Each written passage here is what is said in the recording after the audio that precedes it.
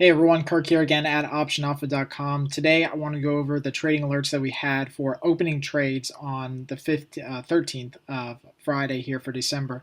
Again, no closing or adjusting trades today, just pure opening trades, all sold. So we all sold everything for credits. It was actually a really good day to be selling some premium because volatility has been a little bit higher recently. So we're taking advantage of this for sure for January, and we'll start to work our way into February here in the next week or so. So I wanted to go over these three positions, and the first one I want to go over is the vertical IWM put spread. So again, the whole premise behind all of these positions, but I'll say it again and again so it gets repeated multiple times, is that implied volatility on all of these stocks, IWM, Twitter, and then Verizon, is very, very high right now. And that's the only reason that we're selling all of these for a credit to begin with. So in IWM, we sold the 107s and bought the 106 puts, and we took in a credit of 28 cents. So again, this put spread is about $1 wide, and we took in about 28 cents of premium.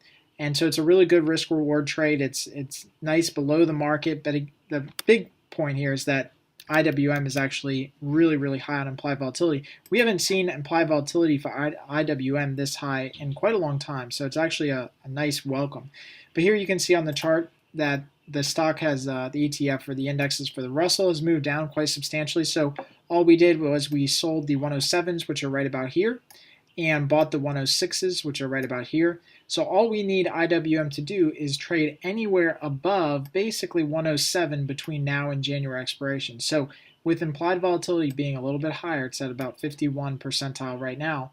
That means that we actually gave ourselves enough room for IWM to trade all the way down to 107 anytime between now and expiration and still make money on this trade. So it's a very non-directional trade in the market, a little bit of a bullish bias, but we still gave ourselves a lot of room to be right on this trade.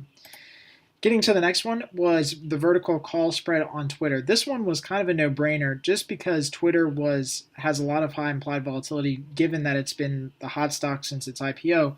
But we've actually seen Twitter go up a substantial amount. I think it's up 40% or so in the past couple weeks. So Twitter's just gone gangbusters high. And with that, coupled with implied volatility, we sold the call spread, took in about 60 cents in premium for the 62.5s and bought the 65s. So again, let's go to that chart so you guys can see what that looks like. If you haven't checked out Twitter, look how parabolic it's gone just in the last couple days. And so you can see that it's had almost non-stop movement straight up over the last couple days. So again, all we're doing by making the trade that we made, which is above the market way up here, not even on the chart, is that we're saying, okay, you know what? We understand that Twitter's gone up, but we're making a bet that at some point between now and January expiration, Twitter's going to go down a little bit, or implied volatility, which is currently at the 100 percentile, meaning it's never been higher than it is right now, will at some point go down in the future.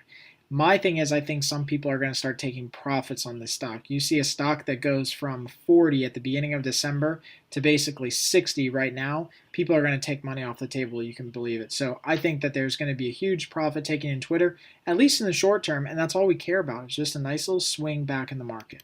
Okay, so let's go to the last trade that we made here today, and that was the Verizon. The VZ is the ticker symbol, the Verizon Iron Condor. So we actually haven't traded that many Iron Condors this year, again, because implied volatility is so low over the last year. But Verizon has been a good candidate. Implied volatility was high. That's what you need for these Iron Condors. Again, it's basically like selling a call spread and a put spread, but doing it all at the same time. So you can see we broke it out here for you guys. We sold the 49 and bought the 50 calls. So that was the 49.50 call spread. And then at the same time, we sold the 46 and bought the 45 puts, and that's our put spread, the 46.45. Altogether, we took in a credit of about 43 cents on the Iron Condor. Now remember, these Iron Condors are about $1 wide on each end here. So we have about 60 cents worth of risk on the table, but it's a really nice Iron Condor. It gives us a lot of room between 49 and 46, and that's really what we want, is we want Verizon to trade sideways between that range, that 49 right here on the call side and the 46 on the put side, between now and January expiration, and at some point see some sort of volatility contraction where volatility actually starts to come in a little bit. So again, we'll go to that chart so you guys can see exactly what we're looking at here.